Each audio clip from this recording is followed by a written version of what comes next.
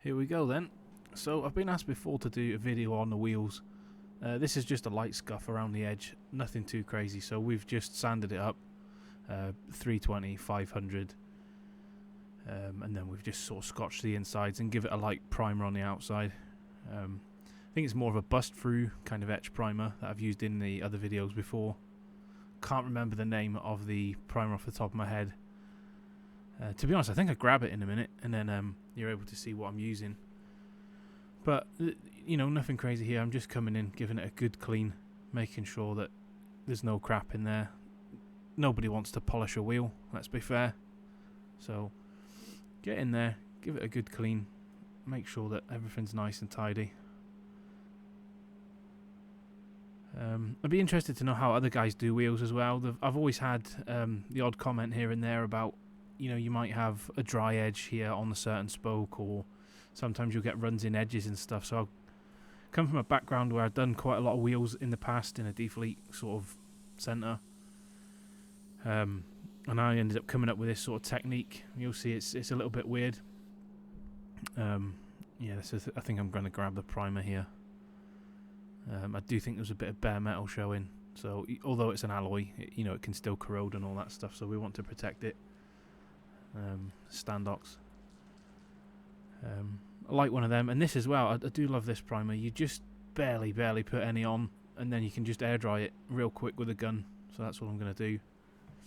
But as I was saying, this technique that I've got, I'm holding the gun at, I don't know, 75 degrees, 80 degrees, something like that. I'll hold it on an angle. It's not flat. I'm not trying to get in and out of every spoke, and I'll paint the wheel in sort of 90-degree chunks, as you'll see. So you see I've got the gun on this sort of almost on its side, and all I'm aiming to do is hit the spokes that are facing that way, that are facing me now, and then I'll work around it. I'll move 90 degrees and then I'll hit it again. Nice light coat, nothing crazy. I'm just keeping the gun on that weird angle because it seems to catch all of the spokes, which is really helpful. Obviously not having dry edges, you can see that's probably an exaggerated angle of that gun, but as I work my way around the wheel, it seems to cover really well. So I went from doing batches of sort of 30 wheels like this, and having the odd dry bit and the odd, you know, you get the odd rework, and you'd feel that inspection of being a bit hard on you, saying you've missed this bit or you've missed that bit, or it's too wet. I say it's too wet, you've got to run in there. It's too dry. You never please them. So I come up with this technique while I was doing it, and it seems to work every time. So you get a great result. And that's the thing as well. It's being consistent. You know, when you're doing that larger volume of wheels, you want to be consistent. Like I say, it was a pain, especially for whoever was prepping them as well, because I was predominantly a painter in these big shops. So, you know, to have to give somebody 10 wheels or whatever to rework is no good.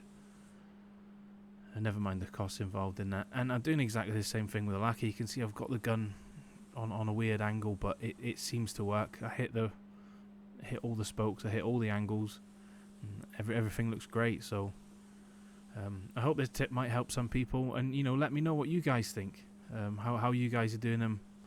I see them on these stands as well, that people spin the wheel and then you have it, you know, you're just spraying into it, but that's how I do it.